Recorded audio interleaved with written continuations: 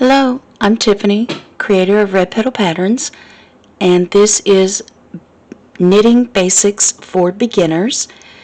And last time I showed you how to do a knit stitch, and you should now have a piece of work that looks similar to this, where you've gone back and forth every single row and did a knit stitch, and turned it around, did another knit stitch. This is referred to as garter stitch, where you knit every row. Reverse garter would be if you purled every row, and I'm about to explain a purl stitch. This looks a little different than what you probably expected knitting to look like, because when you do a knit stitch, when you are looking at it and you're moving that needle away from you, you're wrapping it around, you're pulling up that collar, you're throwing the other stitch to the back side. Every time you pull up a collar, you throw that other stitch to the back. So what happens is your new stitch is up here, and when you throw that new stitch to the back, it makes a little bar back here. And when you're looking at it, it's a nice little V, and when you're on the back side, it's this little bar. When the stitch makes this little bar, it is called a purl stitch. And it looks like this. This is all purls because we alternated from one row to the next. So one row we do a knit, and the next row we do a purl, and the next row we do a knit. Because when you do a purl stitch, you're going to do the opposite. Instead of the needle going away from you, the needle will come towards you. And that's how I remembered it when I was young, was a purl can poke you. So instead of stabbing from the front to the back, or the sweeping motion from the front to the back, you are now going to be stabbing to the front towards you, or sweeping to the front towards you. You're still going to follow the same rule of whether or not that stitch is open or closed, which leg wants to go first on the needle. You're still going to sweep behind the knee or behind the knee, depending which one wants to go first, or the front one, depending on which one wants to go first. You're still going behind the knee. You're still creating an open stitch and not a closed stitch. You're just going to go from the back to the front. And as long as you have your yarn in the front of your work and not in the back of your work, and you're going from the back to the front, when you make that stitch and you throw it off, you are making a purl, because you're going to throw it to the front instead of when you come around and you pull up that collar, you're going to be pulling it up this way and throwing it to the front, instead of pulling it up this way and throwing it to the back. So a purl stitch and a knit stitch are the exact same stitch.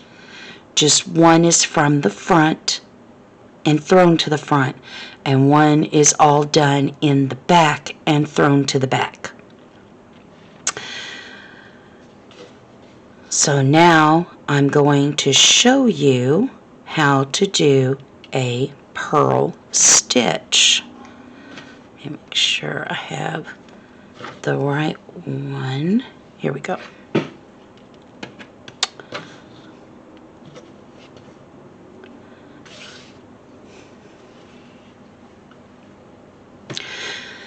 So when you do purl stitches, the only difference is that you want to make sure that your yarn is on the front, not on the back, in the front. And you want to make sure that instead of going, so on this one, the front leg wants to go first. So instead of going this way, you're going to go this way. So instead of going to the back, it's going to the front. And it can be as subtle as this. So it looks like I'm just going sideways. But the motion that I did, if you notice, the motion went from the back to the front. From the back to the front. You can actually just stab it that way if you wanted to. But the motion is back to front. And the knit is front to back. So back to front. Again, over or under does not matter. And you're going to pull up a collar. So if I were to show you that from the back side, you see that looks just like the knit. You're just pulling up a collar. You pull up that loop and drop it off. And you're going to sweep from the back to the front. Wrap it. Pull up the collar and drop it off. Stab it, strangle it, scoop out its guts, throw it off a cliff. And let me show you that in my left hand.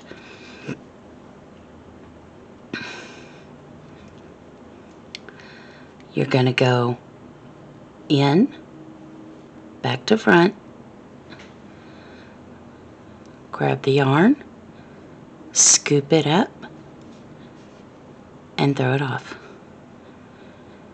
And again, the yarn is in front of my work, not behind my work. It's not behind my work back here, it's in front up here. So in, under. My thumb hit all of that for you. So you're going to go in, under, pull up a loop, and off. And that's probably going to look more like this when you first do it. You're going to have your yarn down here, and you're going to go in, and this one's got the back loop going first. So you're going to go from the back to the front, and you're going to pinch it and bring your yarn around and through the loop.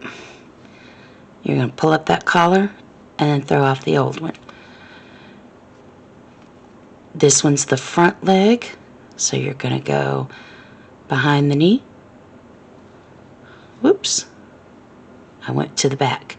You're going to go behind the knee to the front. Wrap it. Pull that tip, pull that collar up, and throw it off the end.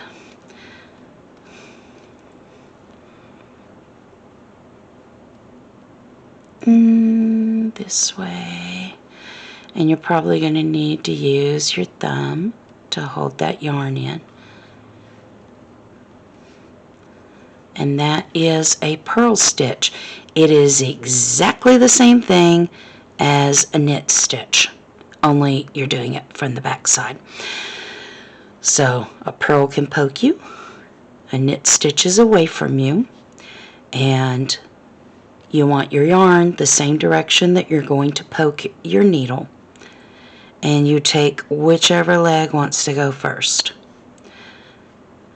And that is how you can tell the difference. So if you can see on here how it went from these little bumps to smooth V's, because I did purls on the back side, which would be knits on the front side. Now, these are often referred to as the right side and the wrong side, or the public side and the private side. And this is only because some patterns will have different instructions depending on if you're on this side or this side. Sometimes they're just called even, well, most will start with knit, so this would be odds and evens, but it's just heads or tails. It's a way to differentiate the two sides. There's nothing right or wrong about them. It is just a way to differentiate which side you're working on while you're in the pattern. And when you have purls on one side and knit on the other so that it's nice and smooth like this, that is called stockinette. And when it's in ridges like this, it's called garter. And again, just like if I did purls on every single row, the fabric would look exactly the same, but it would be called reverse garter. Because if I wanted to do like this edge on a knit piece in the round, I would have to purl. I would have to purl and then knit and then purl and then knit. Or if I wanted to just do knit, it would mostly be if I were working in the round and I had to reverse this. It's called reverse garter, where you did purls every row instead of knits on every row. And you could alternate that and make a smooth and bumpy design. If you do knits on one row and purls on the other, it's called stockinette. If you were to reverse this and this was actually your front side, but you did purls on the front side and knits on the back side and reversed the order of your rows, then that would be called reverse stockinette. So you would see all purls. It wouldn't be alternating like garter. It wouldn't have those ridges in it. So stockinette, which is what you're going to be practicing now, and it's going to be the same thing. You're going to get to the end of the row, and you're going to trade hands, turn it around, and if you did a purl row, you're now going to do a knit row, and if you did a knit row, you're now going to do a purl row. And you're going to keep going until you have a nice, even piece that looks like this, and it's going to curl. Knitting always curls. The ends will curl towards the right side, towards the knit side, and the edges will always curl to the purl side. It's just one of the annoying little quirks of knitting. And that is it for this one. I will see you next time where we will talk about binding off. Bye.